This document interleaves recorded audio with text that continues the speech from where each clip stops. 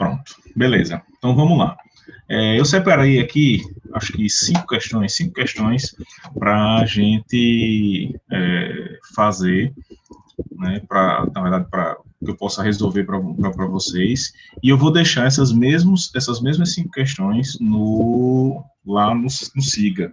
Né? Tem umas que eu vou fazer por completo e tem outras que eu vou dar só uma pincelada para vocês botarem a mão na massa, certo? Então vamos dar uma olhada nessas questões. Eu vou compartilhar aqui minha tela, e aí a ideia é que vocês novamente possam interagir e questionar qualquer coisa. Novamente, só para deixar, só para servir de alerta, né? Quando eu estou no modo de apresentação, eu não consigo ver o chat. Então, caso algum de vocês tenha dúvida, eu sugiro alguém me alertar aí, né, de alguma forma, por áudio, alguém, professor, dá uma olhada no chat, que aí eu dou uma olhada lá e tento sanar a dúvida de vocês, certo? Bom, eu não sei se o professor Raimundo chegou a explicar para vocês a parte de código ASCII. Algum de vocês pode me dar esse feedback? Código ASCII. Vou botar de novo aqui o chat. Código ASCII foi abordado com o professor Raimundo.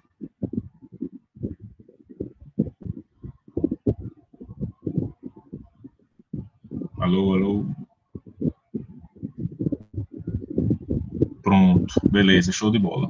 Então, acredito que vocês já tenham uma noção a respeito dessa parte, né, de como pronto, beleza, a tabela ASCII. Então, só para deixar claro, né, só para relembrar alguns conceitos, né, por exemplo, do código ASCII. Né? O código ASCII é o código que é utilizado hoje em dia em qualquer máquina moderna, né? Então, se a gente vai precisar transmitir uma mensagem, se a gente vai precisar codificar uma informação, seja ela textual ou seja ela através de um número, a codificação mais comum usada para a representação desses caracteres, né, é através de código ASCII. E aí tem a sua versão pura e a sua versão estendida. Né? A grande diferença de um para o outro é apenas um bit. Né? Em sua versão pura, a gente tinha 127 caracteres representáveis, né? E na sua versão estendida, 255. E aí, para você dobrar, né, a capacidade de representação, né, ou para dobrar o universo de possibilidades de representação, basta que você aumente um bit. Né? Em um bit, a palavra que você está utilizando para representar um dado código. Como assim? Se a gente tiver, por exemplo, 2 elevado a 2, a gente tem 4 unidades, né? Se a gente aumentar em um bit, ou seja, se ao invés de a gente ter 2 bits para representar uma informação, se a gente tiver 3 bits para representar uma informação, é só a gente fazer 2 elevado a 3. Então, de 4, a gente pula para 8.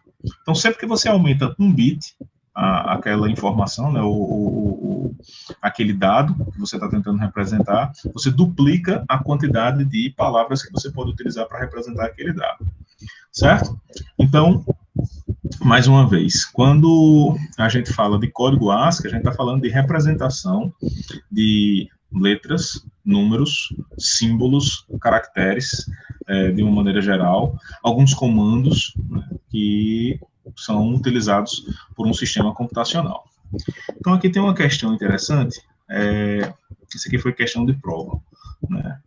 Todas essas questões foram questões de prova, né? Questões que eu elaborei para as provas de circuitos lógicos. E aí, a questão aqui era relativamente simples. Né? Imagine que a gente usa o código ASCII, né, em sistemas computacionais para representar caracteres utilizando um byte. E aí, cuidado, né? Quando a gente fala um byte, a gente já está passando uma informação preciosa nesse dado, né? Então, tipo, quando eu falo aqui, ó, 1 byte. O que é que eu estou querendo dizer, né? Eu estou utilizando 8 bits para representar essa informação, certo? Bom, a tabela abaixo contém alguns caracteres do código ASCII estendido, né? Então aqui a gente já confirma a informação que havia sido dita aqui, né? E seu valor correspondente em hexadecimal. Então a gente tem o caractere aqui e a gente tem o valor que ele representa em hexadecimal, certo?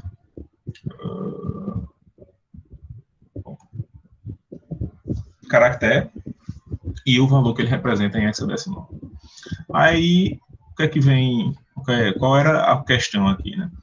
Na letra A, utilize a tabela para encontrar a sequência numérica binária correspondente ao seu primeiro nome escrito em letras maiúsculas. Lembrem, né? A tabela ASCII, ela tem, assim, infinidade não, né? Tem uma quantidade infinita, né? Para ser mais preciso, no caso da tabela estendida, 256 caracteres. Então, dentro desses 256 caracteres, a gente tem o alfabeto em sua representação maiúscula e o alfabeto em sua representação minúscula. Nesse caso aqui, a gente tem as representações com os caracteres maiúsculos do alfabeto, né? E esses são os valores, né? Os valores que são utilizados para representar esses caracteres, certo? Então, vamos para o nosso primeiro exemplo aqui, né? Ou a nossa primeira questão. Então, Professor, oi. tem uma pessoa pedindo para entrar na aula. Opa, deixa eu ver aqui. Cadê? Opa, olha. Beleza, valeu, obrigado. Mais um. Pronto. Bem-vindo, gente. Boa tarde. Então, vamos lá, vamos dar continuidade. Então, a ideia nessa primeira letra aqui é utilizar a tabela para encontrar a sequência numérica binária correspondente ao seu primeiro nome escrito em letras maiúsculas. Então, aqui a gente essa questão aqui de dizer que vai ser encontrado em letras maiúsculas é uma redundância, né? Dado que na tabela da gente aqui, todos os caracteres que estão representados aqui são caracteres em letras maiúsculas, né? Isso aqui faz mais sentido quando a gente passa efetivamente só a tabela. Quando eu forneço só a tabela, né, e aí a tabela é completa com seus 200, se for a tabela, o ASCII estendido, são 255 itens na tabela, então faz sentido colocar uma coisa desse tipo aqui, letras maiúsculas, né, que é para diferenciar, porque você vai ter tanto maiúsculas como minúsculas. Mas aí vamos para o nosso caso aqui em particular, né? O primeiro nome é José. Então, se eu pegar aqui o caractere J, O, o S e o E, né, a gente tem como formar caractere 1, caractere 2, caractere 3 e o caractere 4. A gente tem como formar o meu primeiro nome. O primeiro nome é fácil, né? Só tem 4 caracteres. Mas, tipo, se eu pegasse se a gente pegasse o nome de outra pessoa, tipo Ari Osvaldo. Ari Osvaldo é um nome grande, né? Então, essa questão aí é uma questão que vai depender de pessoa para pessoa em relação à sua complexidade. Perceba que a caixola não é complexa, né? Ela é trabalhosa no sentido de que quanto maior a quantidade, quanto mais letras você tiver no seu primeiro nome, maior é a probabilidade de você errar na codificação, né? Porque você vai ter um universo de letras maior.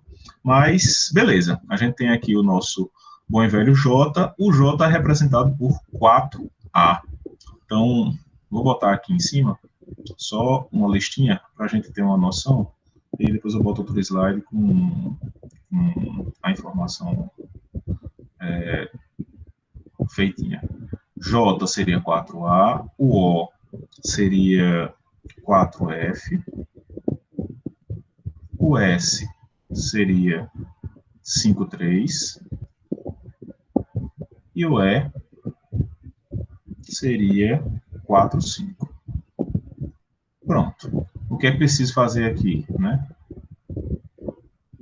Perceba que na questão é solicitada a sequência numérica binária correspondente. Então, o processo aqui é um simples processo de conversão, onde a gente vai converter de hexadecimal para binário. E aí tem aquela regrinha, né?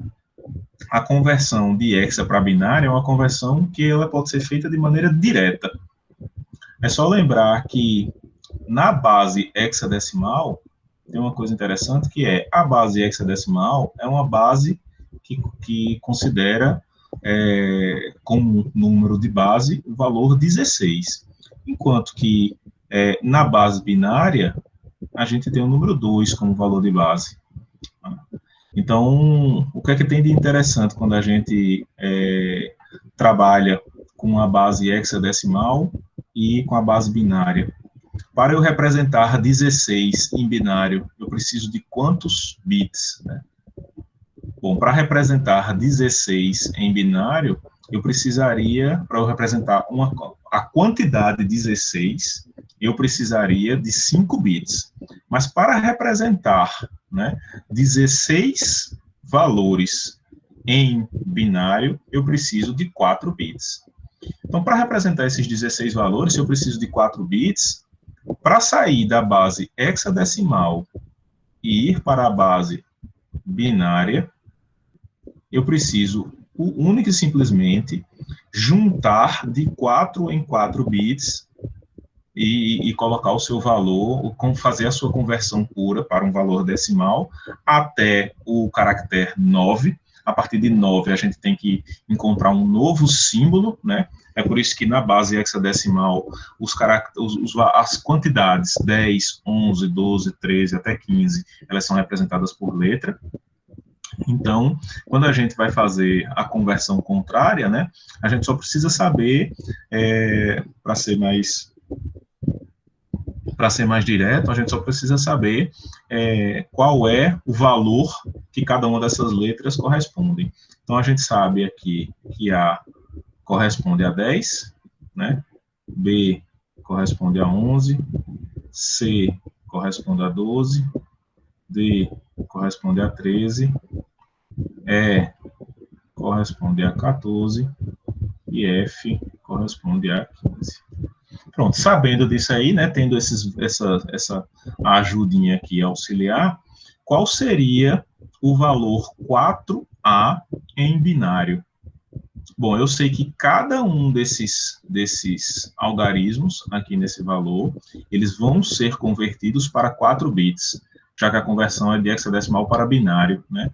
E eu sei que para cada algarismo em hexadecimal, a gente precisou utilizar 4 bits para representar a mesma quantidade em binário.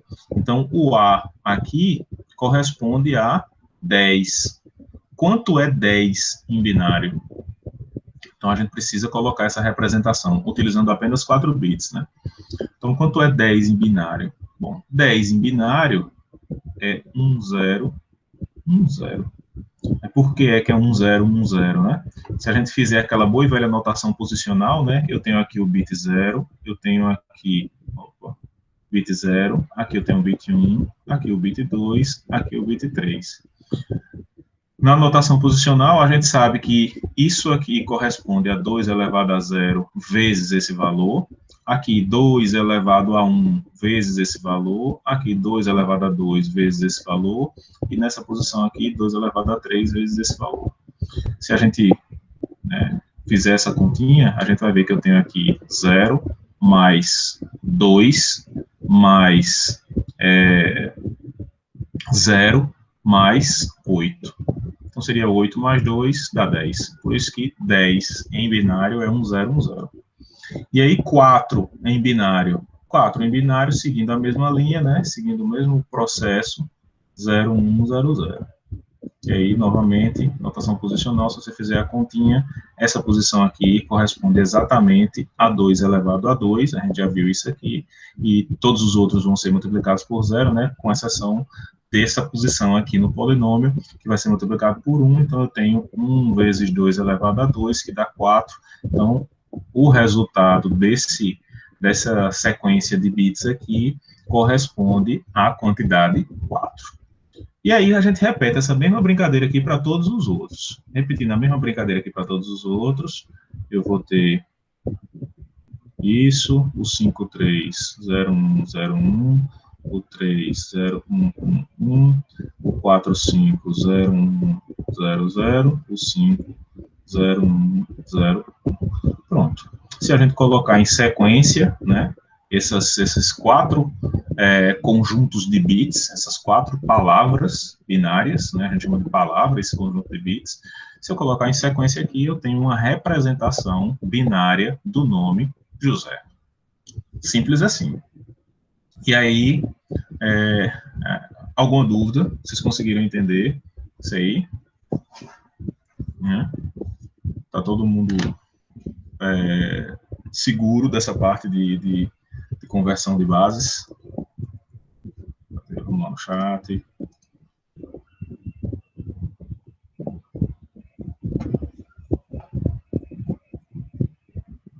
Francisco, tranquilo, dá tranquilo. Bom, novamente, né? Se ficarem com dúvida, só dá um alô. Bom, vamos para a letra B. Decodifique a sequência binária abaixo utilizando o código ASCII. E aí vocês vão ver, né, que já foi dada essa tabela que foi fornecida com caracteres ASCII aqui, ela foi intencional, né? Todos os caracteres que vocês vão observar aqui, eles estão nessa tabela. E aí o que a gente vai fazer? Vai fazer o contrário, a conversão contrária, né? Só que para fazer essa conversão contrária, o que a gente precisa saber, né? A gente precisa saber que cada caractere é representado por um byte. Um byte, a gente sabe que tem 8 bits. Então, a coisa mais simples aqui a se fazer é quebrar essa palavra completa aqui em grupos de 8 bits. E depois a gente vai quebrar novamente em subgrupos de 4 bits, né, que tem um nome especial, que é o nibble. Então a gente vai quebrar essa sequência aqui em bytes, e depois vai quebrar ela em nibbles, para que a gente possa fazer a conversão para hexadecimal e, consequentemente, saber os caracteres. Então, ó, vamos começar aqui de trás para frente, né? Já que eu sei que isso aqui é uma palavra, né? Isso aqui é uma informação que a gente vai obter. Então, eu pego aqui assim, ó, esses 4 primeiros bits, aqui, pronto, aqui eu tenho uma divisão. Tá, aqui uma divisão. Aí, novamente, 4 bits, outros 4 bits, outra divisão. Aí aqui 2 bits, aqui mais 2 bits, aí aqui outra divisão. Aí aqui 4 bits, mais 4 bits, outra divisão, e só para checar, aqui a gente tem 8 bits também da mesma forma. Então, pronto, a gente tem aqui os nossos... Puxinha, apagou os risquinhos que eu tenho feito aqui no meio. Aqui. Pronto. Então, a gente tem aqui dividido, né? A gente sabe que essa palavra aqui, ela tem 4 caracteres.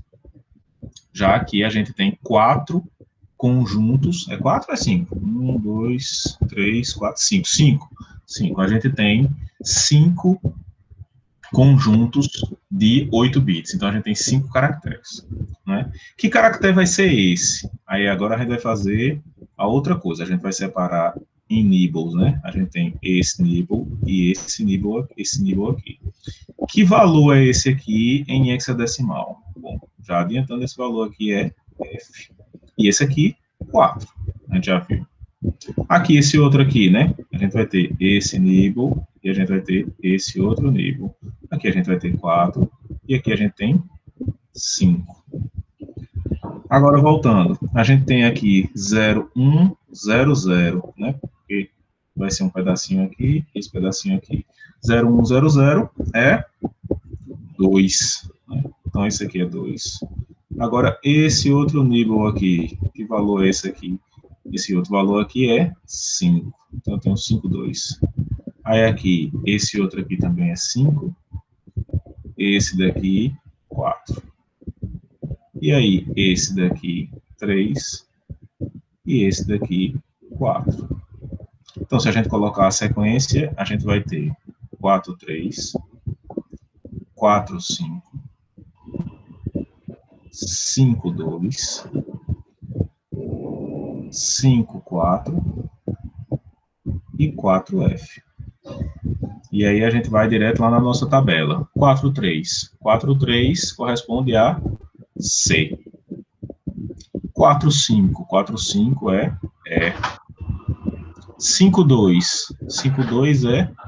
Cadê 52? 52 é R. 54, T. E 4F. 4F é O.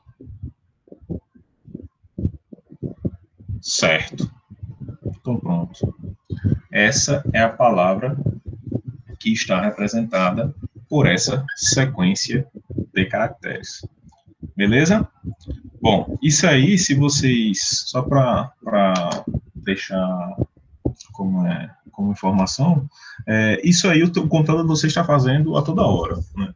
A toda hora ele está convertendo esses valores em binário para representar caracteres. Quer um exemplo?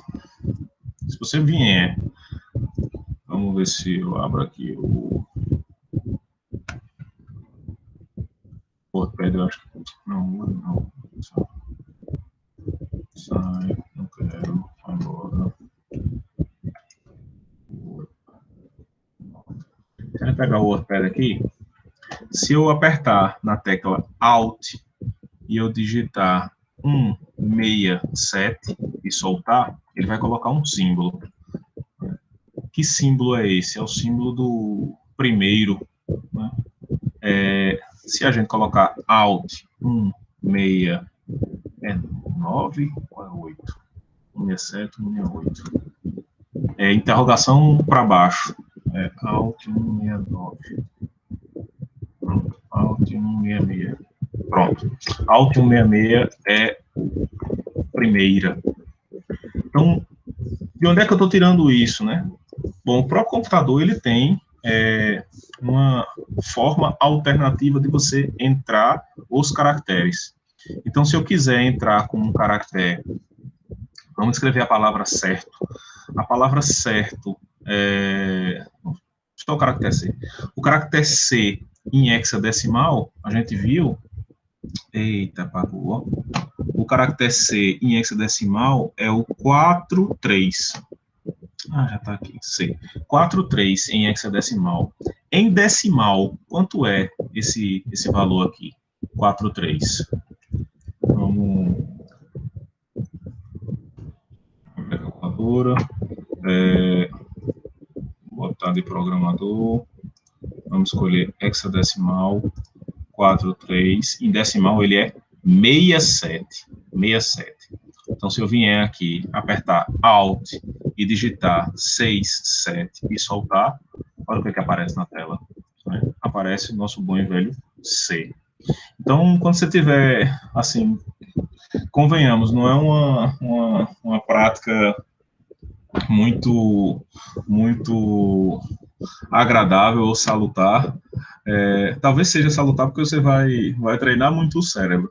Mas imagine que você tem um problema no seu teclado, né? E você, sei lá, perde uma tecla qualquer, uma letra aí do seu teclado. Ela, sei lá, a tecla cai, qualquer coisa do tipo, você não consegue mais digitar, mas você sabe qual foi a letra que caiu. Então, tipo, se você quiser inserir ela num texto, você não tiver condições, basta que você saiba a representação dela em ASCII, né? E aí utiliza o número decimal, né? Se você consultar a tabela ASCII, se a gente procurar tabela ASCII, deixa eu abrir uma nova guia aqui, botar tabela ASCII, você vai ver que normalmente a tabela ASCII, ela tem tanto o valor em decimal, como em hexadecimal, como em binário. Esse octal aqui dificilmente é utilizado, mas em decimal, hexadecimal e binário são bem comuns. Então, tipo, se a gente quisesse lá colocar o nosso bom e velho C, a gente descobriu que o C corresponde a 67, né? Então, é só ir lá, Alt 67 no teclado numérico, e quando você solta o Alt, o caractere, você mantém o Alt pressionado, aí digita 67, solta o Alt, esse caractere aparece no seu texto, certo? Basicamente isso aí. Bom, então a primeira questão é relativamente simples. A primeira questão é uma questão básica de conversão. Conversão. Essa questão acho que foi da prova de 2018. Acho que foi 2018, foi 2018. Pronto, vamos para a próxima. Bom, essa daí também é outro exercício de prova, essa também foi outra questão de prova, e aí essa daí também é outra questão interessante, só que é aquela coisa, né, a finalização do conteúdo, né, esse aí é uma questão de análise, né, análise de circuitos combinacionais, né? Não é necessariamente a questão de síntese, é uma questão de análise, né, a gente tem um circuito e a gente quer entender o funcionamento desse circuito, que é colocar ele em prática, quer ver como é que ele está funcionando e quer ver o resultado de uma simplificação, se a gente consegue minimizar esse circuito, deixar esse circuito de forma mais simples. Então, a primeira coisa que a gente precisa fazer é obter, né, a equação booleana, né, que descreve esse nosso circuito digital, certo? Então, como é que a gente obtém a equação booleana de um circuito digital? Isso é uma coisa que provavelmente vai acontecer com vocês caso vocês venham a trabalhar nessa área, né? Muitas vezes a gente tem um diagrama, mas por problemas de documentação, aquele diagrama por si só não é suficiente para entender o funcionamento do circuito. Então, o pessoal corre para o que a gente chama de equação booleana, né, que é uma forma mais direta, né, uma forma mais matemática de descrever um circuito. Ainda não é a melhor das opções, né, a tabela da verdade, para mim, ainda é a melhor opção de descrição do funcionamento de um circuito. Mas, beleza, imagine que a gente tem a equação booleana, essa equação booleana ela pode ser simplificada, não é, utilizando postulados, teoremas, coisas desse tipo. Não é o que a gente vai fazer aqui, a gente vai trabalhar com a forma mais simples. A gente vai trabalhar com um bom e velho mapa de V de Carnot, certo? Então, o que é que a gente tem? A gente tem esse circuito e a ideia é obter a equação booleana. Você vai ver que essa equação ela pode ser simplificada, usando o mapa de V de Carnot, e a gente vai comparar as duas equações. A ideia é que vocês comparem essas duas equações. Mas a primeira coisa, né? Como é que a gente obtém a equação que descreve esse circuito? Bom, tem uma forma relativamente simples. Essa forma é levando em consideração o que nós chamamos de interconexões. Ou seja, cada uma dessas aqui são interconexões do circuito. E a partir dessas interconexões do circuito, a gente consegue chegar na nossa saída. Essa nossa saída aqui, ela pode ser descrita como sendo uma operação entre a saída de outras duas portas lógicas, e assim por diante. Então, a gente tem aqui nosso conjunto de variáveis, nossa variável A, B e C. Essas variáveis entram no circuito e elas vão ser operadas através desse circuito combinacional para produzir uma certa saída. Então, primeira coisa, quem é a interconexão S1? Bom, S1 é um NOR, né, é um OR negado, da variável A com a variável C barrada. Então, eu posso dizer que S1 nada mais é do que A ou C barrado, isso aqui tudo barrado, já que isso aqui é uma interconexão logo na saída de uma porta NOR. S2, bom, S2 é um outro NOR de B com C. Então, eu venho aqui, S2 é B ou C, isso aqui tudo barrado. S3 segue na mesma linha. S3 vai ser A ou D barrado, né? E isso aqui tudo barrado. Pronto, eu tenho os três S's. S4, quem seria S4? Bom, para facilitar a nossa vida, S4 nada mais é do que uma operação de NOR entre S1, S2 e a variável D. Então, eu posso vir aqui e colocar que é S1 ou S2, ou D, isso aqui tudo, barrado. Mas quem é S1? Bom, S1 é só essa expressão aqui. Quem é S2? S2 é essa outra expressão aqui. Bom, S5, simplificando o processo de escrita, vai ser um ou barrado de S4 com S3. Pronto. O que precisa se fazer para obter a expressão completa desse circuito é substituir as variáveis. Então, a gente quer saber quem é S5. S5 vai ser um ou negado de S4 com S3, só que S4 é S1 ou S2 ou D, tudo barrado. Então, vamos tentar destrinchar isso aqui. S5 vai ser S4, que é S1 ou S2 ou D barrado. Isso aqui é S4, percebam. E S3, tem esse ou aqui, que é esse aqui. S3, que é A ou D barrado, isso aqui barrado, né? E isso é S3. S5 é só isso aqui? Não, tem uma barra aqui em cima, ó, cobrindo os dois termos, lembrem, né? S5 é o barrado de S4 ou S3. S4 é isso aqui e S3 é isso aqui. Pronto, a gente ainda tem que desenvolver para deixar S1 e S2 né, aparentes. Então, S5 vai ser igual a S1. Quem é S1? S1 é A ou C barra, isso aqui tudo barrado, ou S2, que é B ou C, isso aqui barrado, ou D, né, que é esse D aqui. Aí, aqui tem uma barra em cima. Eita, mestre. Olha, a barra desceu para cima da outra barra. Pronto. Será que eu consigo apagar isso? Não consigo, não. Deve ter uma borracha em algum canto aqui. Eita. Só tem a opção de apagar tudo. Não acredito que eu fiz isso. Bom, vamos lá. Vou botar rapidinho aqui.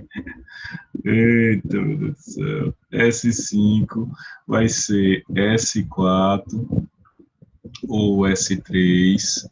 Isso aqui barrado. Isso aqui vai continuar. S4 nada mais é do que S1 ou S2 ou D. Isso aqui tudo barrado.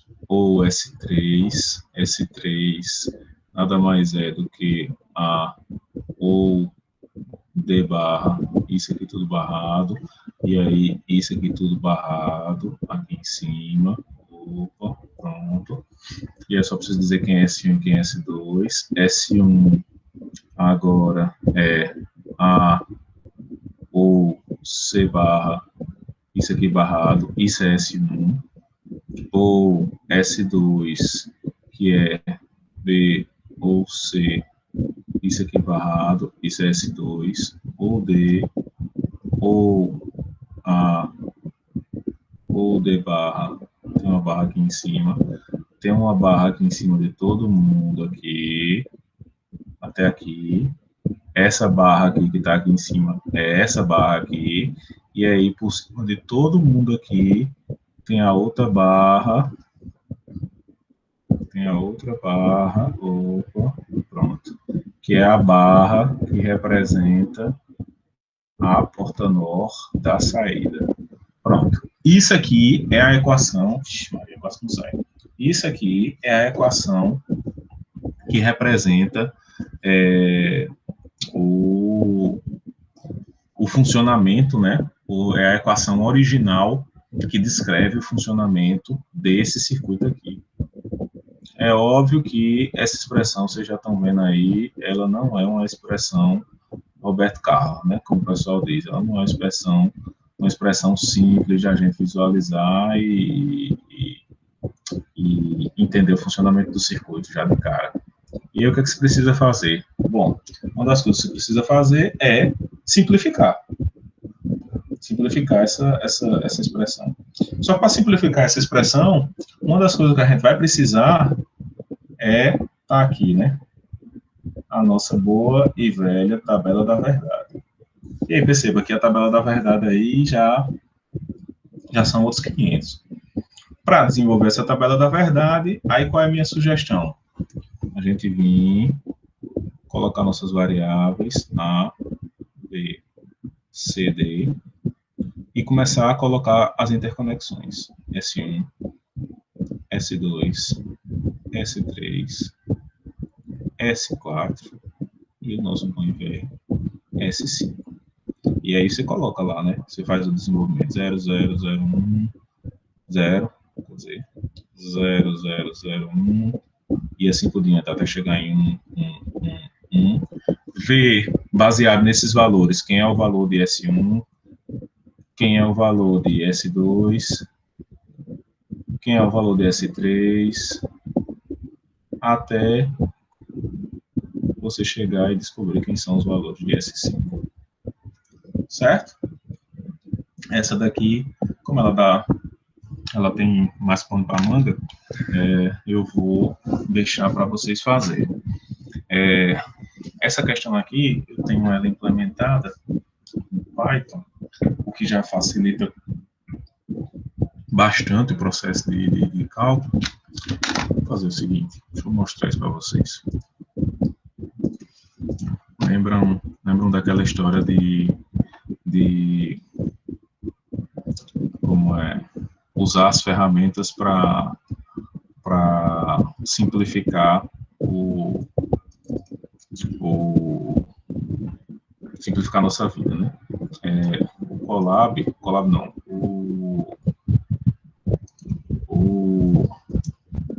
esse tipo de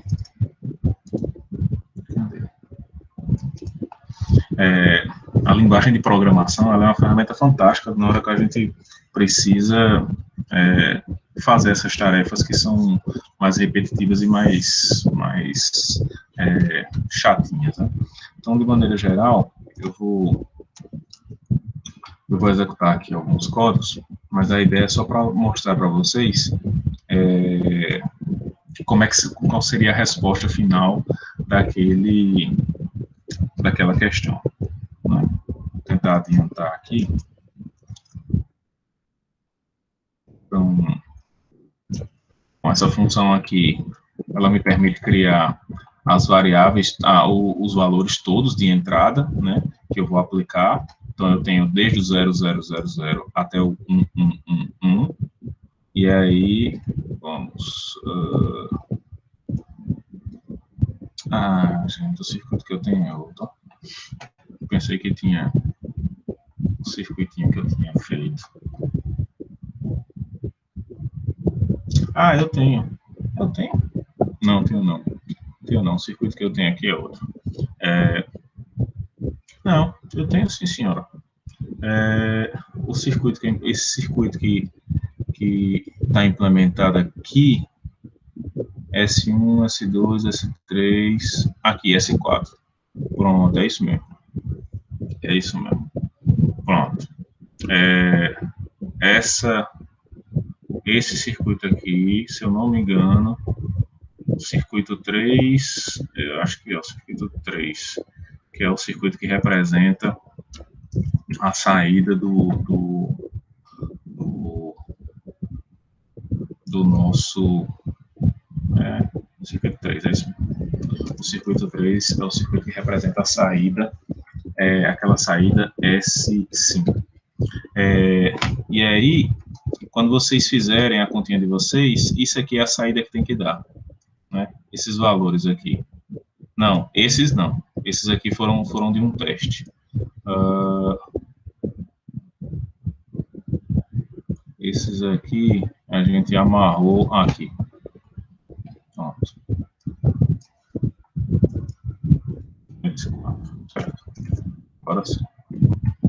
Isso aqui foi uma amarrada que a gente deu para testar se o negócio estava funcionando. circuito 3. Pronto. Essa é a saída que tem que dar quando vocês fizerem a continha, quando vocês fizerem toda a tabela da verdade, né, para verificar. Então, quando vocês chegarem na saída, é isso aqui que vocês vão obter. E quando vocês fizerem um mapa de Weid-Carnot, esse é o mapa que vocês vão obter, né? Esse desenhozinho. E aí vocês só precisam fazer a redução baseado no mapa, certo? Precisaria depois checar para ver se o circuito é realmente esse aqui foi o circuito descrito, né, tudo feito na mão. Estou na dúvida se é esse aqui ou se é esse aqui.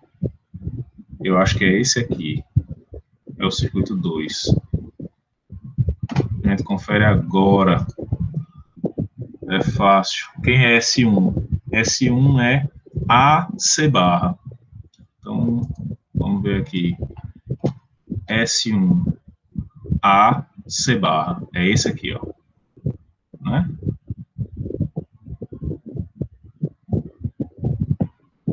S4. Aqui, ó. Pronto. Na verdade, é esse aqui. Esse aqui. AC barra, AD barra, B ou C, S1 ou D ou S2, S4 ou S3. Pronto, a saída S4 ou S3. Então, é circuito 2, a saída. Então, se é circuito 2, aqui, deixa eu botar circuito 2, e aí a gente vê qual é o valor correto. 2. Agora sim. Isso aqui é a saída que vocês vão ter que obter quando vocês calcularem a tabela da verdade do circuito. E o mapa de Weid-Carnot que vocês vão obter é esse aqui. Pronto. Esse é o mapa de Weid-Carnot que vocês vão obter quando vocês fizerem o desenho, a representação gráfica dessa saída.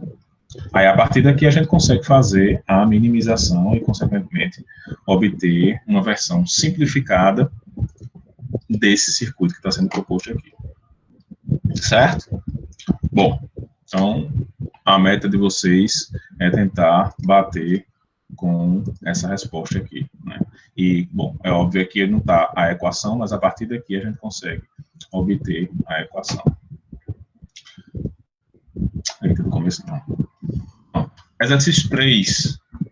Projeta um circuito que identifique os números binários de 4 bits que são múltiplos de 3. Então, números binários de 4 bits que são múltiplos de 3. Então, essa prova aí foi uma prova de 2019. Acho que foi 2019. Acho que foi 2019. Bom, essa questão é legal. Vamos fazer o seguinte, vamos pegar aqui e vamos colocar já o número, né, os bits que vão representar os números, né? A gente precisa de um circuito, então é uma coisa assim, ele tem uma estrutura, aqui, esse aqui é o circuito, aqui vai entrar um número, esse número, ele tem 4 bits, então vão entrar 4 bits aqui nessa caixinha, e aqui, na saída, ela só vai ser acionada quando o valor que entrar aqui for um múltiplo de 3. Esse é o nosso circuito.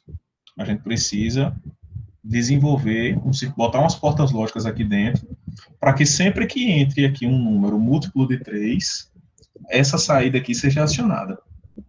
Bom, essa é a grande sacada.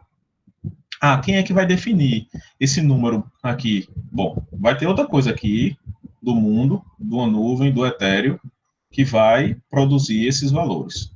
O que importa é que aqui vão chegar 4 bits, esses 4 bits aqui podem assumir 16 possibilidades, e sempre que uma dessas possibilidades for múltiplo de 3, isso aqui tem que funcionar. A luzinha aqui, sei lá, tem que acender. Uma coisa assim nessa linha. A gente tem que projetar isso aqui. Então, qual é a primeira coisa que a gente vai fazer para para conseguir projetar isso aqui? Bom, a primeira coisa que a gente vai fazer é colocar, primeiro, identificar quem são os múltiplos de 3, não é isso? Então, a gente tem aqui uma sequência com A, B, C, D, esses vão ser os bits que vão entrar. Esses bits vão poder variar 0, 0, 0, 0, 0, 0, 0, 1, 0, 0, 1, 0, 0, 0, 1, 0, 1, 0, 0. Eita, começou a batalhar. 0, 1, 0, 1, 0, 1, 1, 0, 0, 1, 1. E aí, agora é só botar um aqui e repetir a mesma coisa. 0, 1, 0, 1, 0, 1, 1, 0, 0, 1, 0, 1. Gostou? Oi? Faltou 1000. 1, 0. Eita, faltou mesmo. Eita, meu Deus do céu. Olha, vamos fazer o seguinte.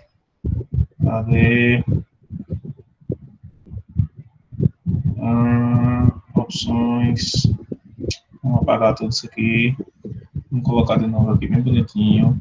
A, B, C, D, 0, 0, 0, 0, 0, 0, 0, 1, 0, 0, 0, 0, 0, 1, 0,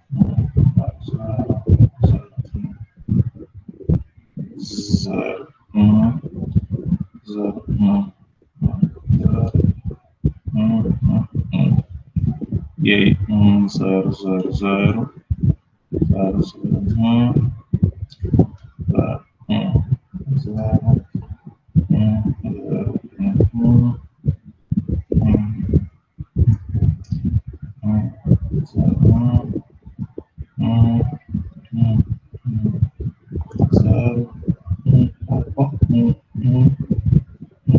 1. Pronto, tem 16 aqui.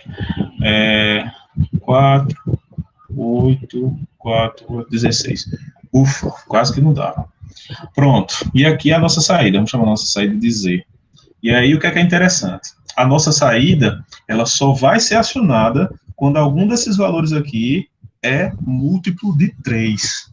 E aí está a grande polêmica da questão, né? Vamos aqui, eu vou facilitar aqui a vida de vocês. 3 é múltiplo de 3. Então, aqui a saída tem que ser 1. Aí, vamos lá, 6, aqui, ó. 4 não é, eu sei que é 0. 5 não é, então a saída é 0. 6 é múltiplo de 3, então aqui a saída é 1. 7 não é, aqui é 0. 8 não é, aqui é 0. 9 é múltiplo de 3, então aqui é 1. 10 não é, 11 não é, 12 é múltiplo de 3, então aqui é 1. 13 não é, 14 não é, e 15 é múltiplo de 3. 15 é também. E aí aqui, 2 eu sei que não é. 1 é múltiplo de 3? Não, múltiplo de 3, 1 não é. E 0? 0 é múltiplo de 3 ou não?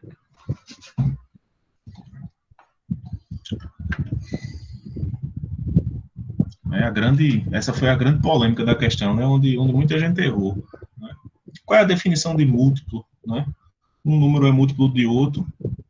A gente diz assim que M é múltiplo de N, é múltiplo de... Vou botar uma setinha. É múltiplo de N quando M é igual a I vezes N, com I indo de 0 a infinito. Quer dizer, de menos infinito a infinito. Não é isso?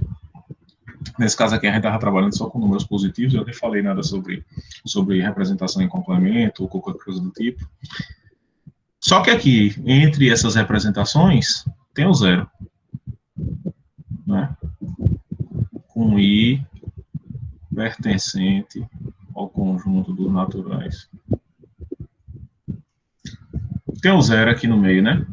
Então, 0 vezes 3 dá zero. Zero é múltiplo de 3, né? Na verdade, zero é múltiplo de qualquer número. Então, isso aqui tinha que ser 1 também. Aí, beleza, bom, teve gente que colocou zero aqui, teve gente que colocou que zero não era múltiplo de 3. Bom, esse erro não é um erro de circuitos lógicos, né? É um erro matemático. Então, esse aqui eu simplesmente fechei meus olhos. Mas aí tem uma implicação em fechar os olhos para isso aqui, né? Obviamente o circuito vai mudar. Mas, e aí? Como é que a gente representaria isso aqui em termos de um circuito? Bom, para representar isso aqui em termos de um circuito, o que a gente vai fazer agora? A gente vai construir um mapa de Weie-Carnot e aproveitar todas essas saídas aqui no nosso mapa para ver qual é a equação que a gente pode obter a partir dessa saída, considerando essas variáveis como entradas. Então, vamos lá, vamos para o nosso mapa.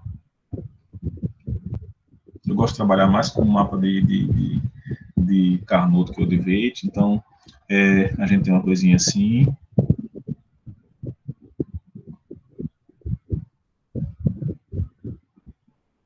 Aí eu divido aqui no meio, divido aqui no meio,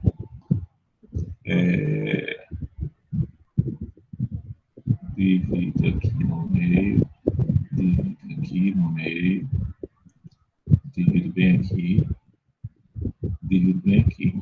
Alguém lembra a posição das letrinhas? Bom, tem uma regrinha, né, para a gente lembrar das posições, né?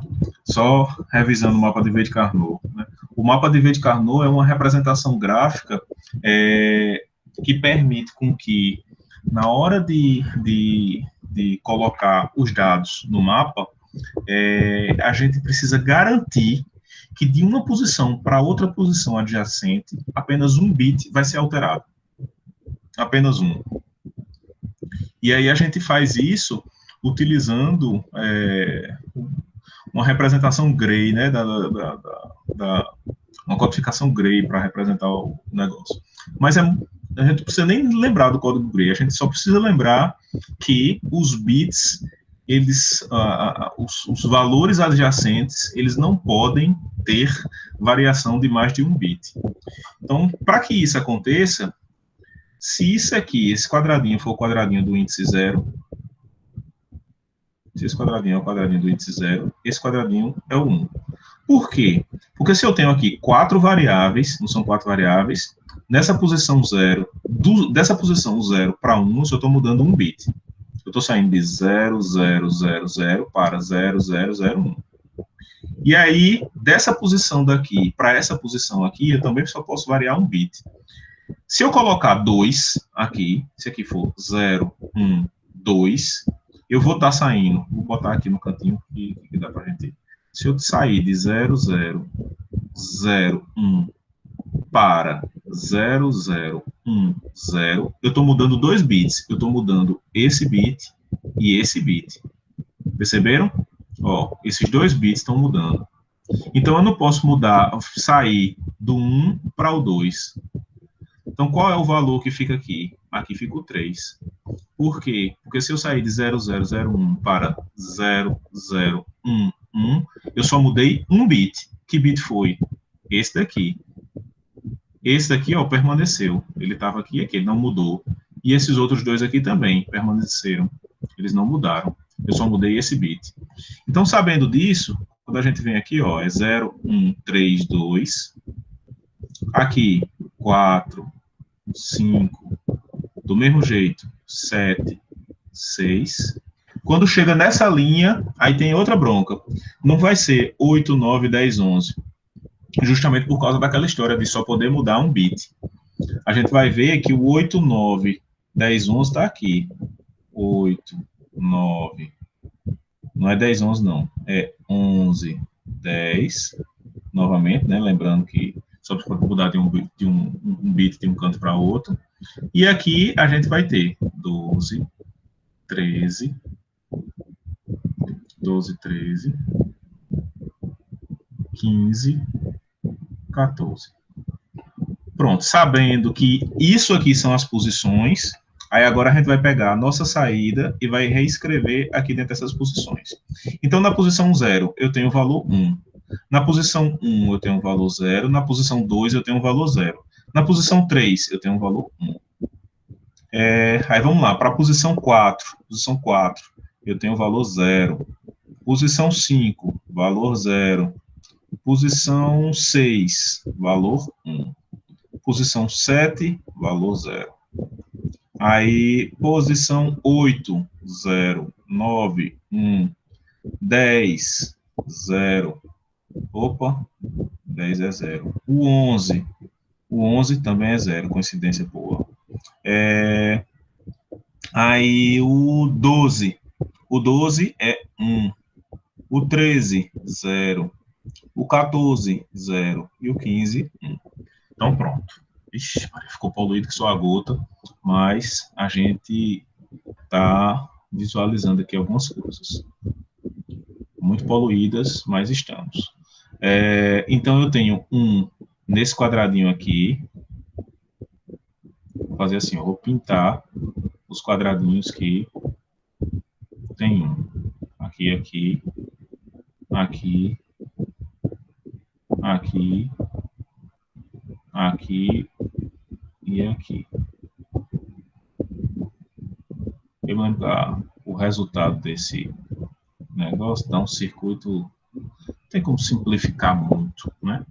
Se você observar, a gente não consegue juntar grupos, né, de uns muito grandes, né? Esses grupos de uns aqui são quase todos isolados, né? Na verdade, são todos isolados. A gente não consegue juntar grupos que reflitam, né? Que possam ser separados, assim, quer dizer, juntos, né? Grupos de bits. Para chegar na equação, tem outra coisa interessante que a gente precisa sempre seguir algumas regrinhas, né? Uma delas é juntar grupos de uns com o maior tamanho possível. E esse tamanho tem sempre que ser múltiplo de 2 elevado a n. Então, isso aí é uma necessidade. E nesse caso aqui a gente não tem grupos com bits uns adjacentes que sejam múltiplos de 2 elevado a n. Isso por causa da natureza dessa resposta, né? A natureza dessa resposta é meio complicada, né? Esse circuito aqui não é um circuito assim, tão simples de fazer. Mas, beleza, a gente sabe que aqui a gente tem 6 minitermos, né? Esses minitermos, eles vão ser convertidos em uma equação, quando juntos. Podia ser feito tanto como mapa de Carnot, como podia ser feito simplesmente utilizando a simplificação. Então, tanto aqui no mapa de Carnot, quanto através da simplificação, no fim das contas, o que a gente vai perceber aqui a gente tem um minitermo, que minitermo é esse? A barra, B barra, C barra, D barra. Aqui a gente tem A barra, B barra, CD. Aqui a gente tem A barra, B, C, D barra. Aqui a gente tem o contrário, A, B barra, C barra, D. Aqui a gente tem A, B, C barra, D barra.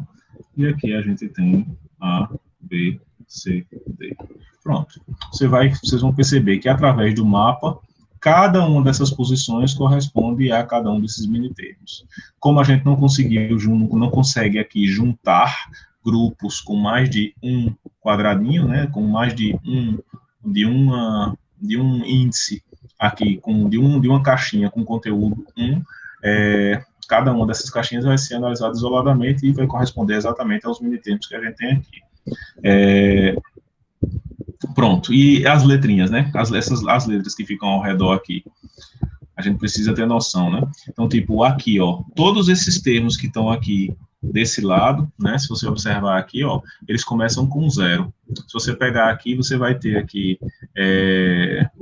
0, 0, 0, 0, 0, 0, 0, 1, né? Aqui também 0, 1, 0, 0, aqui 0 também é 0. Aí aqui na frente,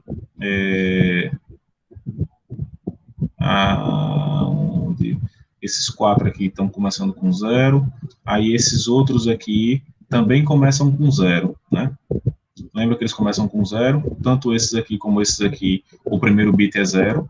Então, se tanto esse conjunto como esse conjunto aqui, o primeiro bit é 0, isso aqui corresponde a barra, e que, consequentemente, A. Aqui, quem é que diferencia daqui para cá? Daqui para cá, para a gente saber qual é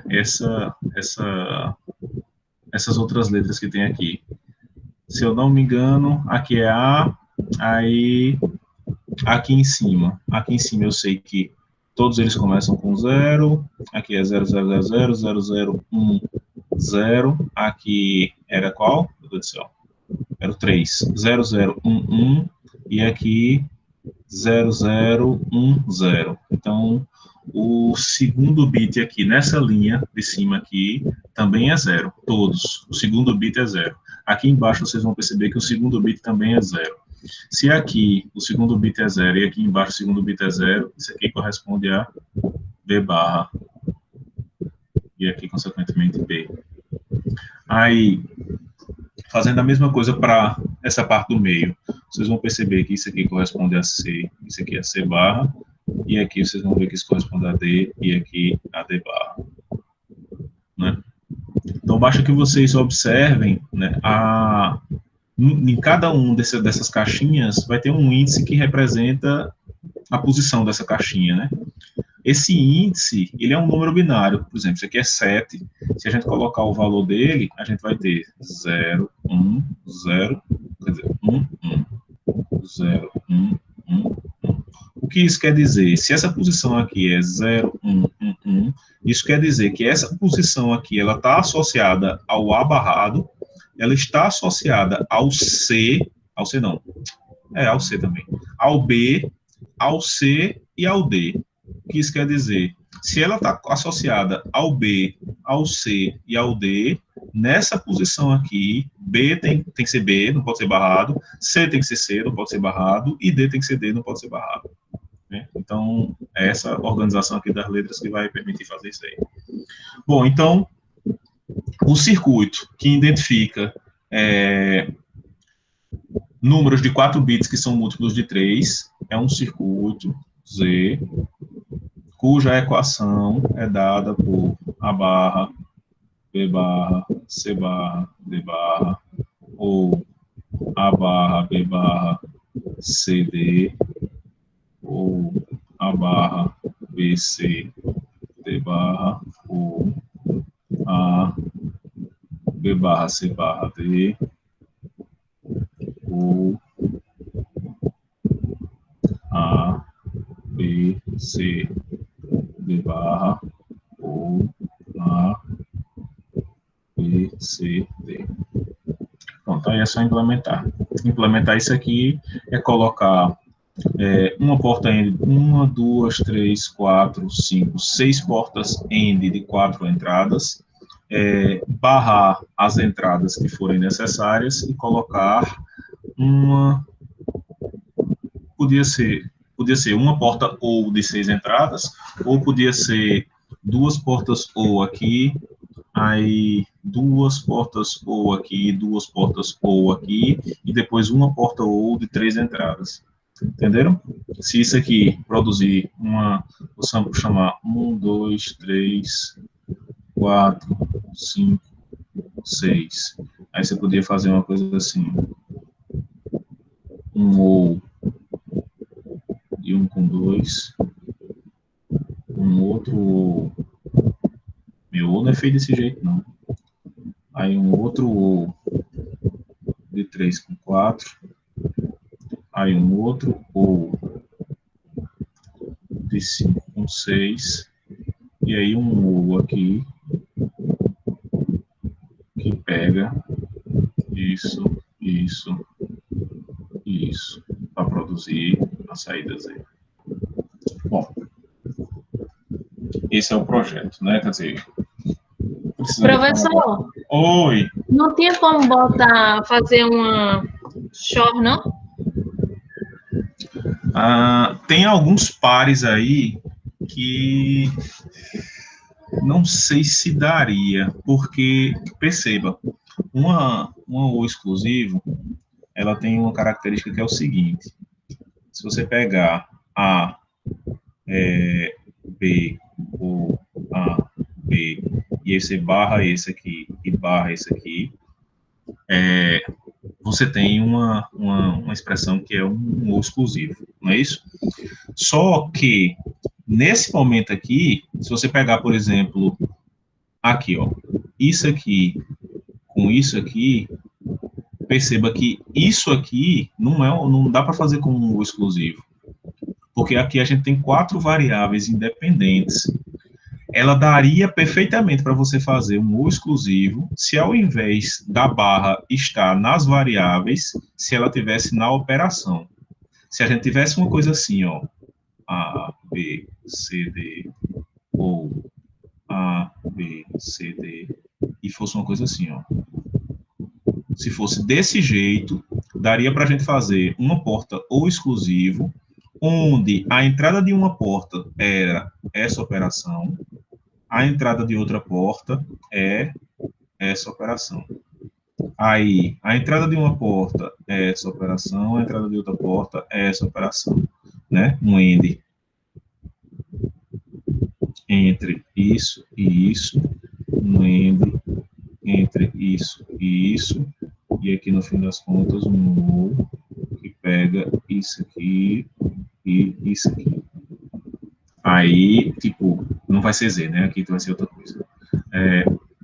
Então, isso aqui seria a representação de um OR exclusivo. Mas perceba que, tipo, quando a gente pega esse termo aqui, essas operações aqui, elas são independentes, elas são separadas, né? Aqui é A barra, aqui é B barra. Aí você faz um AND de A barra com B barra.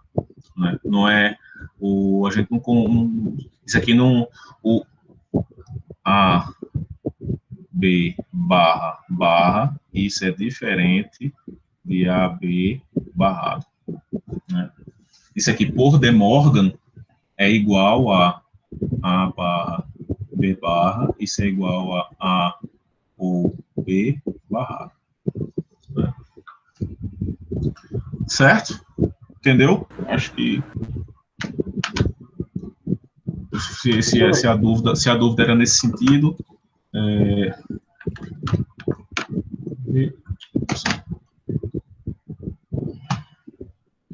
Professor, Oi. só uma dúvida. Quando o mapa de Carnot vem com esses zooms assim, isolado, que não dá para fazer nenhum grupo, isso significa que mesmo com álgebra de Boole, a gente não consegue simplificar mais o circuito? Não quer dizer isso. Quer dizer que você pode tentar simplificar, mas no fim das contas, quando você reorganizar a equação, a quantidade de portas lógicas que você vai utilizar provavelmente vai ser a mesma da quantidade que você teria quando você pegou só os minitermos. Entendeu? Porque perceba que essas opções associadas à simplificação de uma expressão booleana, o objetivo principal é reduzir a quantidade de portas lógicas. Na prática, quando um cara chega e diz, o meu circuito está muito complexo, eu preciso minimizar. O que ele quer? Reduzir custo, reduzir uma porrada de coisas que advêm da redução da quantidade de portas lógicas. E aí, isso é feito utilizando, diferentes formas. Álgebra de Boole é uma, mapa de Weie-Carnot é outra. Normalmente a gente escolhe mapa de Weie-Carnot porque é uma forma gráfica mais simples de implementar. Certo, Matheus, respondendo. Você poderia colocar em evidência para tentar diminuir a expressão, mas aí, como eu estava respondendo aqui ao Francisco, a depender da organização que você faz das variáveis na equação, provavelmente a quantidade de portas lógicas que você vai utilizar nessa versão, que seria uma versão simplificada, é igual à quantidade de portas lógicas que você iria utilizar se você trabalhasse diretamente com a equação que a gente chama de equação canônica, né? A equação completa, a equação que vem direto dos minitermos.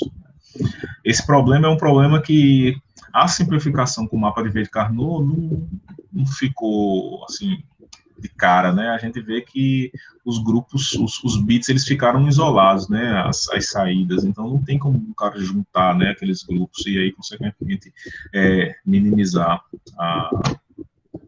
a expressão. Bom, vamos para a próxima.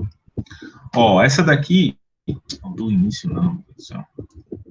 Essa daqui já é uma questão associada diretamente com o conteúdo que eu deixei na aula gravada, né? Essa é a parte de flip-flops, latches e flip-flops. Nessa questão aí, o que é que a gente tem? A gente tem um conjunto com 2 flip-flops que estão conectados e um relógio, e aí a ideia é que a gente obtenha as curvas de saída desses flip-flops. O que é obter as curvas de saída desses flip-flops? É verificar, basicamente, o que é que vai acontecer com a saída desses flip-flops ao longo do tempo. Então, qual é a primeira sacada, né, que a gente precisa ter noção para fazer essa questão? Bom, uma das coisas que a gente já está observando aqui é que os flip-flops que estão sendo utilizados são flip-flops do tipo JK. Então, beleza, a gente sabe mais ou menos como é que funciona o flip-flop do tipo JK, mas a outra grande parte aqui, um pouco coisa interessante, é ver a que tipo de borda, né, esses flip-flops são sensíveis, porque a gente precisa saber exatamente em que momento esses flip-flops vão pegar o conteúdo da entrada, operar sobre eles e produzir uma saída. Eles só vão fazer isso num momento muito específico. No caso desse flip-flop aqui, é numa borda de descida. No caso desse flip-flop aqui, é numa borda de subida. A professor, não dá problema não ter assim, os flip-flops, um com borda de descida, um com borda de subida? Problema nenhum, certo? Até porque eles vão estar operando em momentos diferentes, mesmo conectados, né, um em relação ao outro.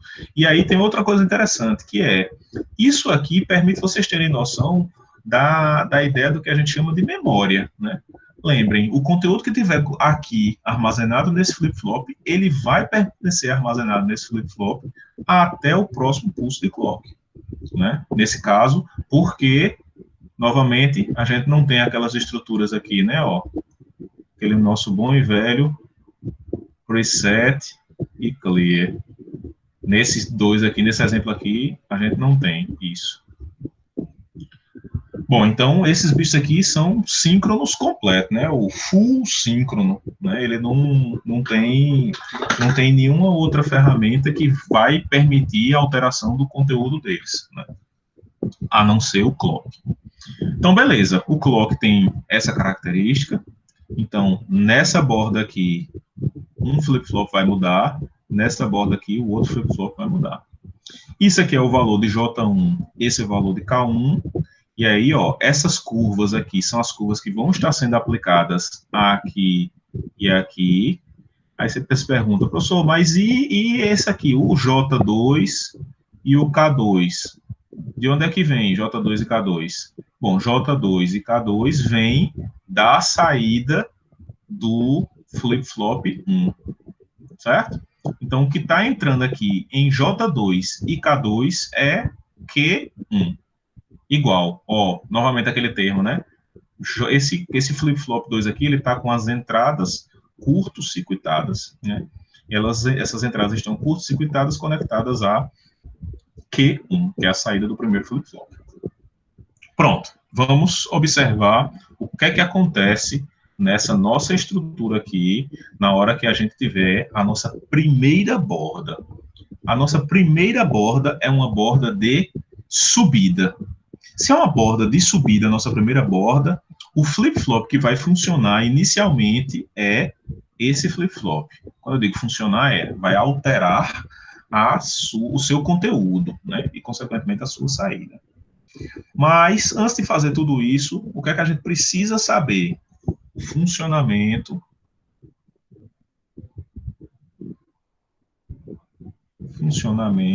Opa, meu Deus do céu. O funcionamento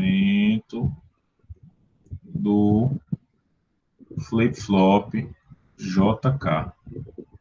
E aí, o que é o funcionamento do flip-flop JK?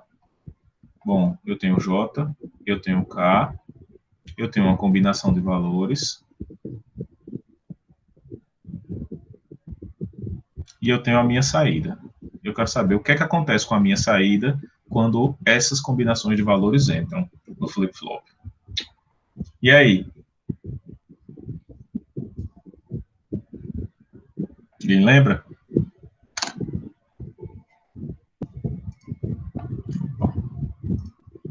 Alguém lembra? Vamos voltar aqui na nossa aula.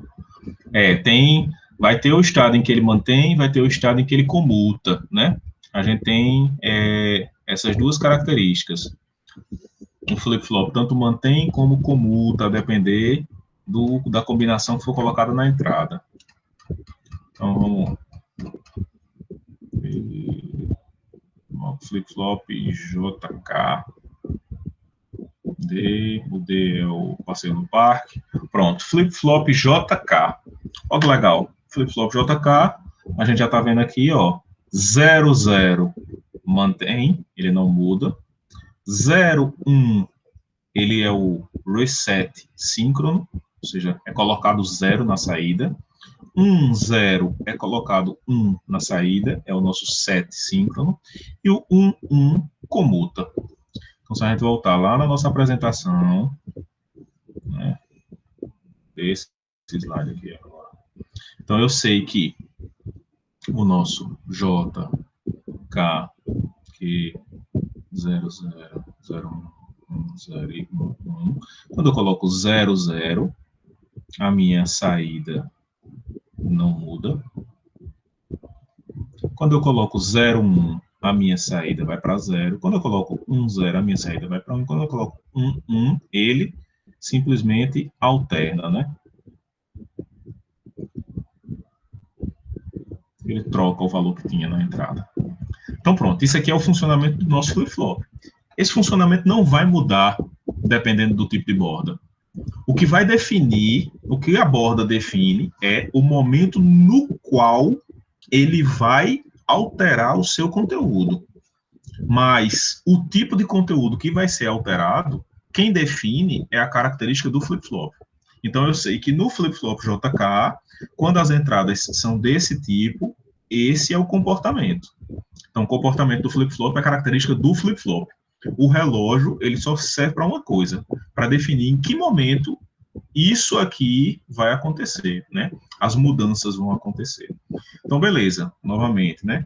Em borda de subida, esse aqui funciona, o flip-flop 2 funciona, em borda de descida, o flip-flop 1. Então, aqui vai ser 2, aqui vai ser 1. Aqui vai ser 2, aqui vai ser 1. Aqui 2, 1, aqui 2, aqui 1, aqui 2. Então, vamos voltar lá e vamos ver aqui no início. Na minha entrada do flip-flop 2, o que eu tenho é a saída Q1, que é a saída do flip-flop 1. E essas entradas do flip-flop 2 estão com o mesmo valor, recebendo o mesmo valor. Tanto J como K estão recebendo o mesmo valor. Qual é o valor que tinha em Q1 na primeira borda? Bom, o valor que tinha em Q1 era 1. O valor que tinha em Q1 na primeira borda era 1. Então, está entrando aqui 1 e 1 nessa primeira borda. Qual é o valor que vai aparecer em Q2 na hora que tiver a primeira borda? Bom, ele vai mudar de 0. Ele vai mudar de 0. Eita, meu Deus. Vai mudar de 0 para 1. Por que ele muda de 0 para 1? Porque eu sei que quando tem 1 e 1 na entrada, a saída alterna. Pronto. Aqui Q2. Q2 vai ficar assim até que ponto? Até a próxima borda de descida. Até aqui. Aí aqui a gente avalia de novo. Pronto, Q1 vai ficar assim até que valor? Até que ponto? Até a primeira borda de descida. Na hora que tiver uma borda de descida aqui, a gente altera o valor. Essa é a nossa primeira borda de descida. Então, nessa primeira borda de descida, quais são os valores que a gente tem em J1 e K1? Pronto, simples. Em J1 e K1, olha os valores que a gente tem. A gente tem exatamente 0 e 0, né? Nesse momento aqui. O que é que vai acontecer se eu coloco 0 e 0? 0 e 0 nas entradas, a saída Q1 não muda. Se ela não muda, ela vai ficar assim até que ponto? Ela vai ficar assim até a próxima borda de descida. É bem aqui. Aqui, uma borda. Aqui, pronto. Próxima borda de subida. Nessa próxima borda de subida, a gente vai olhar aqui o que está acontecendo. Borda de subida, pronto.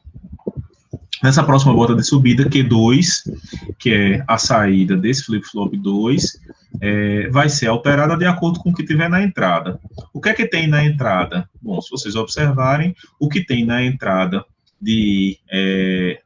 do flip-flop 2 é o mesmo valor que tinha anteriormente, 1. Se tem 1 e 1, a nossa saída vai ser alternada. Então, nesse ponto aqui, ó, a saída sai de 1 e volta para 0. E vai ficar nesse valor até quando? Até a próxima borda de descida, que é aqui. Eita, botei a mão troncha demais. Pronto, tá aqui. Pronto, próxima borda de descida. Na próxima borda de descida, quais são os valores que eu tenho em J1 e K1? Bom, J1 é 0, K1 é 1. Então, ó, 0 e 1. O que é que vai acontecer? Vai ser aplicado um reset síncrono. Então, ele vai sair de 1 e vai para 0. Ele vai permanecer em 0 até quando? Até a próxima borda de descida. Então, daqui para frente, ele vai ficar em 0 até aqui. Até a próxima borda de descida. Beleza. Vamos voltar aqui. Próxima borda de subida, que é essa daqui. Na próxima borda de subida, a gente vai olhar isso aqui. Os valores, o valor que tem em Q1 é 0. Então, J2 recebeu 0, K2 recebeu 0. Se ele recebeu 0 e 0, ele não muda. Ele vai ficar assim até a próxima borda de subida, que é quando a gente vai avaliar de novo a situação. Aí a gente vai descendo aqui. É só nesse ponto aqui que a gente vai avaliar de novo. Então, ele vai ficar aqui assim até aqui. Pronto, próxima borda de descida. Nessa próxima borda de descida, quais são os valores que tem na entrada do flip-flop 1? 0 e 0. Ó, 0 aqui e 0 aqui. Se é 0 e 0, não muda. Não muda até quando? Até a próxima borda de descida. Então, daqui para frente, até aqui, ele vai permanecer nesse valor, que é quando a gente vai avaliar de novo e ver como é que tá. Certo. Próxima borda de subida. Próxima borda de subida é 0. Recebeu 0 e 0 de novo, né? Se ele recebeu 0 e 0 de novo, ele vai permanecer assim até a próxima borda de descida, que é quando a gente vai avaliar de novo. Próxima borda de subida, bem aqui, de descida. Próxima borda de descida está aqui, ó. 1 e 1 estão na entrada do flip-flop 1. Se está 1 e 1, comuta, ele sai de 0 e volta para 1. E ele fica nessa posição até a próxima borda de descida, que a gente não sabe onde é. Pronto, aqui, ó, outra borda de subida. A gente vai olhar aqui de novo. Quem é que está na entrada? Bom, quem está na entrada é 1. Então, eu tenho 1 e 1. 1 e 1 nessa entrada aqui. O que é que vai acontecer com a minha saída? Vai ser alternada.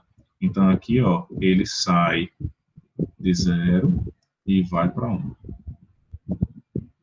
Pronto. Isso aqui é o diagrama de tempo. Eita, isso aqui é o diagrama de tempo dessa questão. É isso que está acontecendo com esses flip-flops. Com esses flip-flops de acordo com esses valores de entrada, né? Esse conjunto de valores de entrada. Certo? Deu para entender?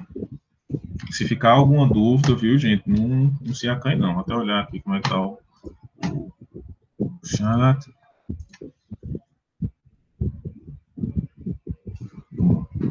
Bom, novamente, né? Não fiquem com dúvida, não. Qualquer coisa vocês podem questionar.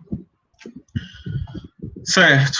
E a última questão. Pronto. Aqui essa última questão. Essa daqui não tem muita polêmica, não. Essa daqui é questão simples, né? Como eu falei. não tem, a complexidade dela é bem baixa, é mais você realmente entender o funcionamento dos flip-flops. Eu acho que a única coisa aqui que complicou alguns alunos foi realmente visualizar, não perceber que esse aqui era para a borda de subida e esse aqui era para a borda de esse aqui era para a borda de descida e esse aqui era para a borda de subida, né? Então, isso causou alguma confusão com alguns alunos, né? Mas fora isso, a gente não teve muita dificuldade. Pronto, outra questão aí, ó. E essa outra também, novamente, né? Levando em consideração o entendimento do funcionamento dos flip-flops. Essa questão é aquela típica questão, né, para ver se o cara entendeu o flip-flop, o funcionamento do flip-flop, né? Então, ó, o engenheiro reaproveitou, fazendo algumas modificações, parte do circuito, parte do projeto de um circuito lógico baseado em flip-flops, né, que está aqui nessa figura, para resolver uma determinada demanda de uma implementação maior. Considerando essa decisão tomada pelo engenheiro, determine as formas de onda Q1, Q3 e S, né? Então, Q1, Q3 e S. E na letra B, esse circuito pode ser otimizado de alguma forma. Se você acredita que pode barateá-lo, de alguma forma, apresente sua proposta. E aí era assim, bem de cara, né? Se você entendeu bem o funcionamento dos flip-flops, você vai matar aí esse problema de uma maneira bem rápida. Bom, primeira coisa, isso é um negócio muito comum, né? A gente reaproveitar material, código, a depender da demanda que chegou para vocês, né? Se alguém chega assim e diz, ó, eu preciso que você implemente um somador. Se você já implementou esse somador alguma vez, não se engane não, né? O cara vai correr lá na pastinha dele, que ele já tinha aqueles projetos feitos, pré-prontos, vai só copiar e colar, né? Só que aí, a depender do tamanho do projeto, né, às vezes, esse procedimento pode levar a algum problema, como, por exemplo, o cara projetou, sei lá, um processador, que é uma coisa muito mais complexa. Dentro do processador, existem vários módulos, o somador é um deles, né? E aí, tipo, o cara não tem um somador separado, ele tem um somador que foi implementado dentro de um processador. Aí o cara diz, ó, preciso de um somador. O cara vai lá no projeto do processador completo, aí tenta selecionar, assim, só as portas lógicas que são referentes ao somador, e copia e cola em outro projeto e diz, ó, aqui é o meu somador. Só que às vezes vem uma porta a mais, vem uma porta a menos, às vezes você tem algum problema nessa linha. E aí isso pode fazer com que você tenha algumas inconsistências. Um exemplo disso está nesse circuito. Esse circuito aí é um circuito que, uma vez que você sabe o funcionamento do flip-flop, você simplifica ele de modo que, assim, fica extremamente simples de você trabalhar, né? Se você perceber, né, uma das coisas que a gente tem como característica no flip-flop é a minha saída, a saída do flip-flop, que ela tem uma característica, né? Ela vai assumir 0 ou 1. A saída Q. Só que o flip-flop, ele, o padrão, normalmente, tem duas saídas, onde uma saída é a saída Q e a outra é a saída Q barra. O que é que a gente espera na saída Q barra? O valor barrado em relação à saída Q. Certo? Isso é o padrão, isso é o que a gente espera do funcionamento de um dispositivo desse. A gente viu lá na aula passada, na aula da segunda-feira, né, quando a gente estava falando de LET, que a gente montou um LET aqui com portas NAND, e aí a gente intencionalmente pressionou as duas chaves ao mesmo tempo, né, para gerar aquela inconsistência, aquela invalidade. E aí, qual era o problema da invalidade? O problema da invalidade você estava forçando o circuito a produzir uma saída Q e uma saída Q barra que tinham o mesmo valor. Só que a gente sabe que isso é um comportamento anormal do circuito. O LET sofre disso. O O flip-flop, não. O flip-flop é uma versão evoluída do LED, né? É uma versão tunada. O cara já alterou o LED de modo que aquele problema de ter entradas inválidas, né? Saída inválida, esse problema não acontecesse. Então, no flip-flop, a saída vai ser sempre 0 ou 1. E, consequentemente, a saída barrada vai ser 1 ou 0. A gente nunca vai ter saída normal e saída barrada assumindo o mesmo valor. Se você tem consciência disso, o que é que você consegue ver logo de cara nesse circuito? O que você consegue ver logo de cara nesse circuito é que tanto esse flip-flop como esse flip-flop aqui servem absolutamente para nada nesse circuito. Gente, peraí, professor, como assim serve absolutamente para nada? Porque a saída deles, a saída AQ e AQ barra, estão sendo aplicadas a uma porta AND. Se você faz isso, você vai estar sempre realizando a operação de 1 com 0 ou 0 com 1. O resultado dessa operação aqui, seja essa ou seja essa, vai ser sempre 0. Do mesmo jeito aqui, 1 com 0 ou 0 com 1. A operação vai ser sempre 0. O que isso quer dizer?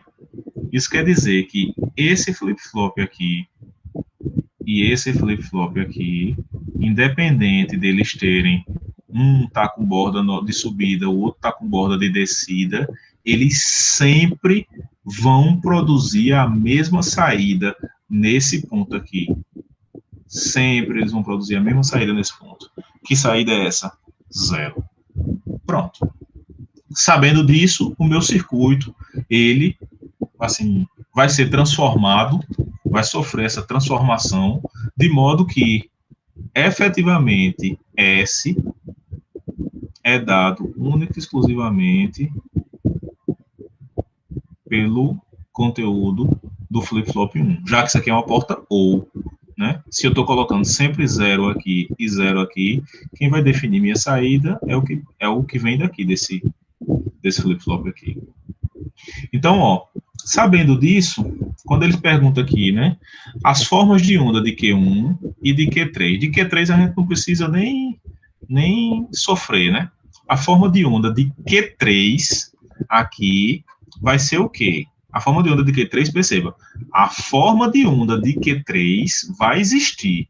O que não vai existir é a contribuição do flip-flop 3 para cá, né? Para esse ponto aqui. Mas aí, ó, o que é interessante?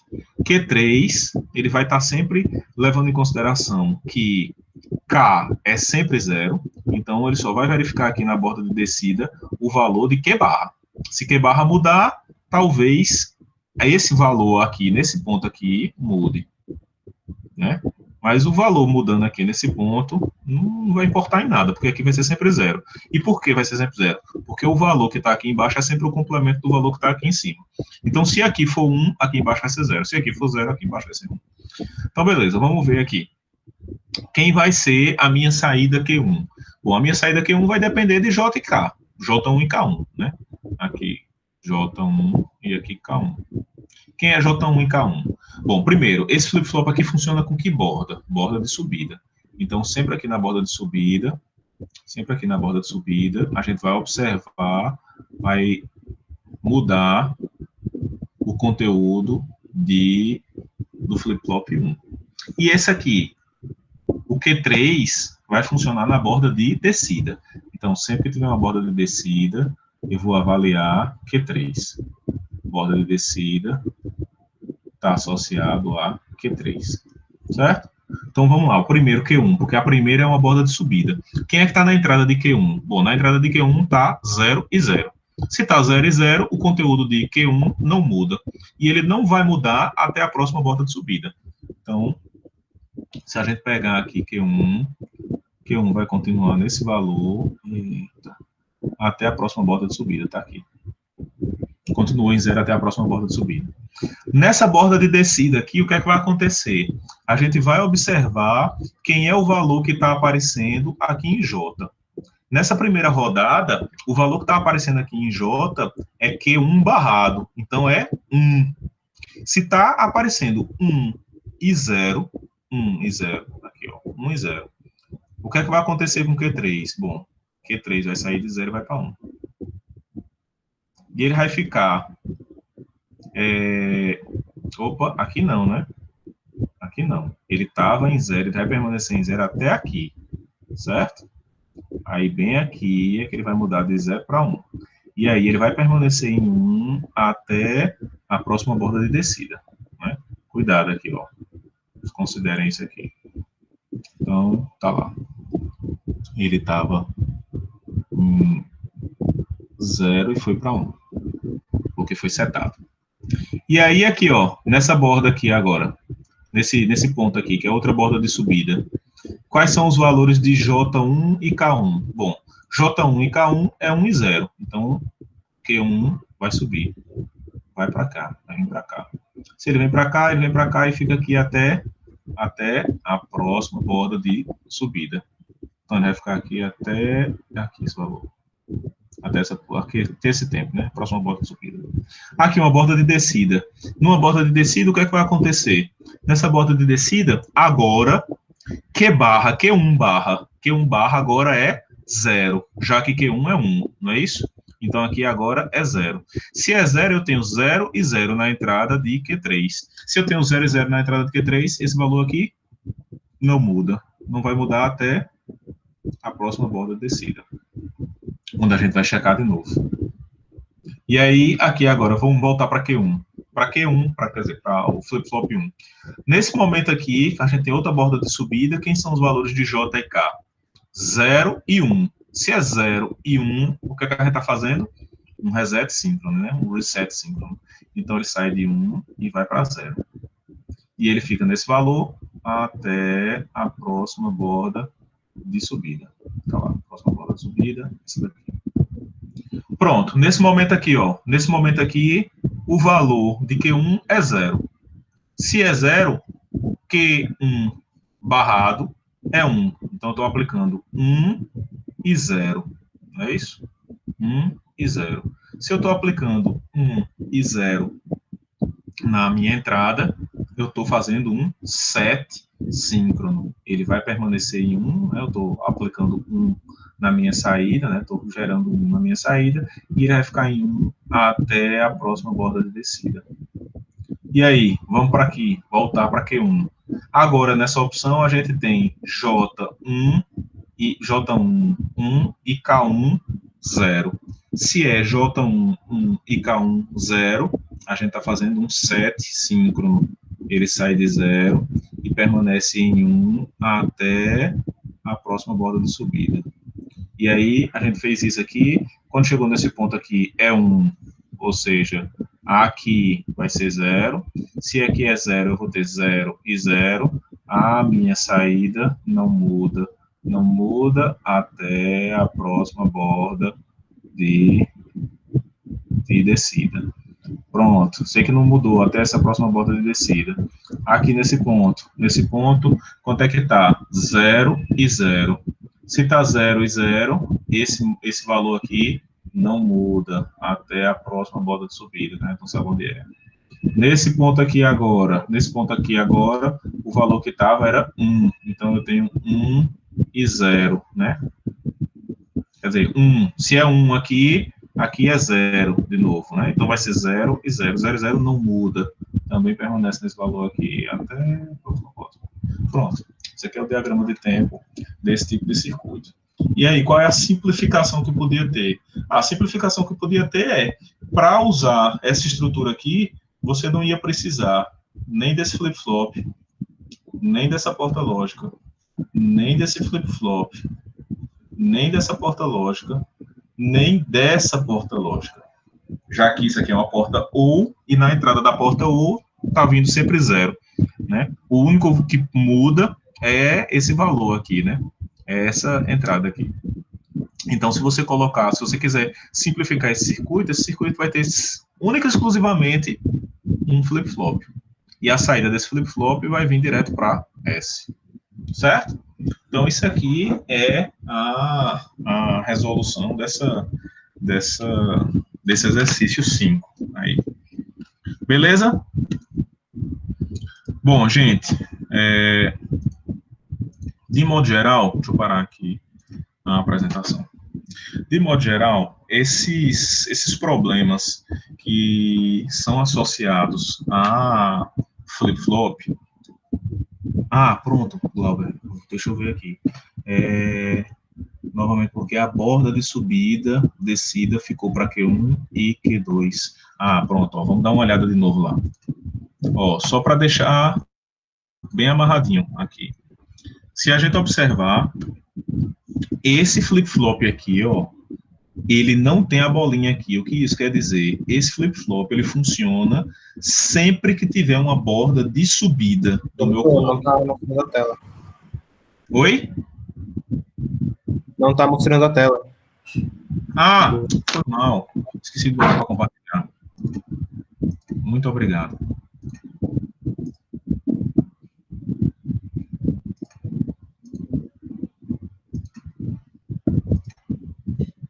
Pronto, vocês conseguem ver? Está todo mundo enxergando? Bom, vou assumir que sim. Seguinte, Cláudio, só para deixar bem amarradinho. Esse flip-flop aqui, ó, ele não tem a bolinha aqui na entrada. O que isso quer dizer? Perceba que esse clock, CLK, é o mesmo desse, que é o mesmo desse. Eles estão recebendo o mesmo CLK. Né? Não é CLK 1, 2 e 3. Então, eles estão funcionando com o mesmo clock. A diferença, esse flip-flop aqui e esse flip-flop aqui, o flip-flop F2 e o flip-flop F1, ambos funcionam sempre que tem uma borda de subida do clock. Enquanto que o F3 tem uma bolinha aqui, né? Então, ele recebe, ele funciona, ele atua quando você tem uma borda de descida no flip-flop. Por isso que, toda vez que eu tenho uma borda de subida, eu vou considerar os valores que tem na entrada do flip-flop 1 para produzir uma saída. Toda vez que eu tiver uma borda de descida, eu vou considerar os valores que estão na entrada do F3, do flip-flop 3, para produzir uma saída. Beleza? Por isso que esses bichinhos estão associados, cada um a uma borda diferente. Pronto. Só finalizando aquilo que eu estava falando. Quando a gente leva em consideração esse tipo de conteúdo, de problema, né, isso aí é só uma base para o que a gente vai ver a partir da semana que vem. A partir da semana que vem, a gente vai começar a utilizar flip-flops efetivamente como células de memória, né?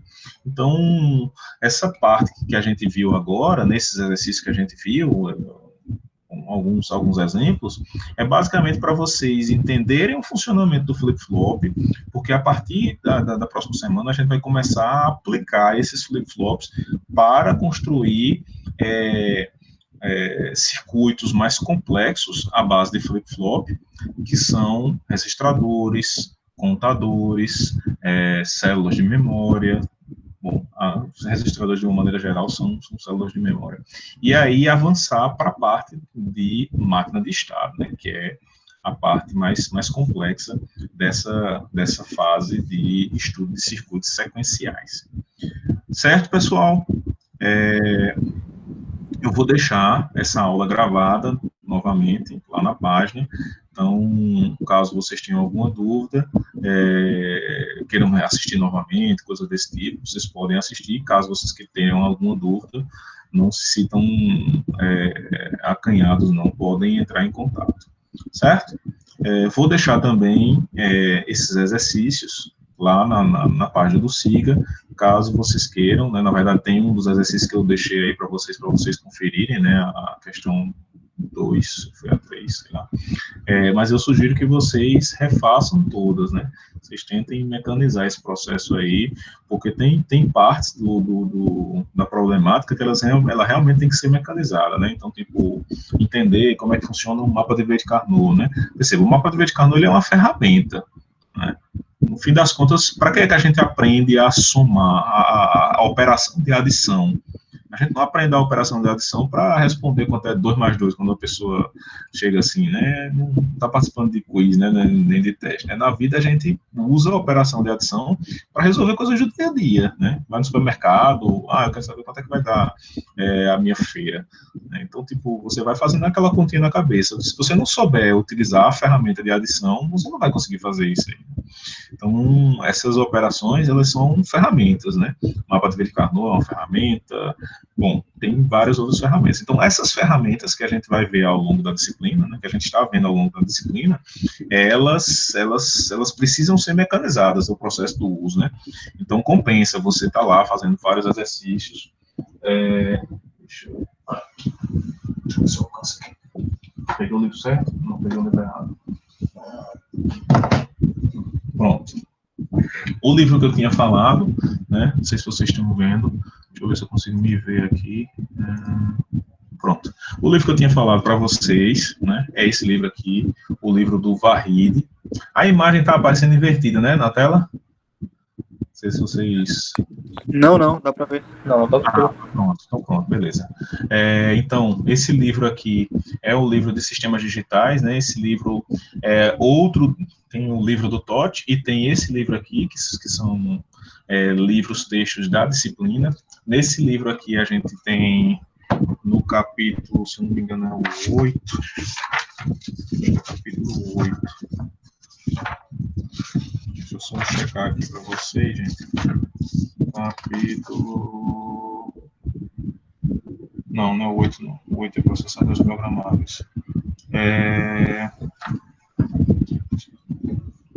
Aqui. Capítulo 3. Pronto. Capítulo 3. Se vocês pegarem o capítulo 3 desse livro aqui, eu sei que vocês gostam também no início desse livro. Esse livro aqui, ele é um livro bom porque ele tem tanto a parte de circuitos lógicos como a parte de arquitetura de sistemas digitais também. Então, ele serviria para mais de uma disciplina. Então, se vocês derem uma olhada no capítulo 3, a partir da página 112, vocês vão ver efetivamente o uso de flip-flops para armazenamento de bits, né, armazenamento de informação. Então, vocês vão ver como é que é o uso, né, baseado em flip-flops tipo D e mais algumas outras coisas. No livro do Totti, esse livro aqui tem poucos exemplos. No livro do Totti, não, ele tem mais exemplos do uso de flip-flop, inclusive como divisor de frequência, como outras características. Certo? Eu vou tentar gravar mais alguns vídeos para deixar pronto. Eu já tenho alguns prontos, mas vou tentar deixar mais outros vídeos prontos para que facilite a interação com vocês, né? Vocês tenham a liberdade novamente de poder assistir a hora que vocês quiserem. Já deixei de antemão que terça-feira o vídeo a aula vai ser em vídeo, né? Eu vou liberar o vídeo na plataforma, no Siga, e aí vocês podem assistir. Na segunda-feira, eu ainda não sei, acho que na segunda-feira vai ser ao vivo, né, nessa modalidade. Mas eu vou tentar me organizar para preparar o material para vocês e a gente visualizar. Beleza? Então, acredito que amanhã a gente... acho que a professora Camila vai dar uma conversada com vocês, o professor Raimundo também. Eu não tenho certeza se eu vou participar da de amanhã. Mas, qualquer coisa, entre em contato. Certo? Vou parar a gravação aqui. Foi novamente um prazer estar com vocês.